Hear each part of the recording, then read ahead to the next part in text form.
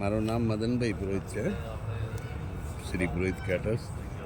અમે અહીંયા આવ્યા સવારે તો આ ચંદુભાઈ અમારે આ દોરીનું પતંગની દોરીનું પક્ષીઓનો રક્ષણ માટે એમને ભેગી કરતા હતા. એટલે અમને બી કીધું કે તબી બી આમાં સહાયક બનો એમ.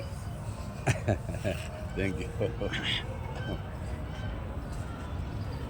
હા, હું વિક્રમભાઈ જાંગીર. આપણે જે મકર સંક્રાંતિનો તહેવાર ઉજવ્યો છે અને એના પછી જે પતંગોની જે દોરી છે એ આપણે દરેક જગ્યાએ ઝાડ ઉપર કે જ્યાં બી પડી હોય ત્યાંથી આપણે એ દોરી ભેગી કરવી જોઈએ, જેથી આ પક્ષીઓની પાંખો વગેરેના નુકસાન ના થાય અને એ બી પોતાનું જીવન માણી શકે. એ પ્રમાણે એની દોરીને આપણે વીંટી અને ભેગી કરીને એને બાળી નાખવી જોઈએ.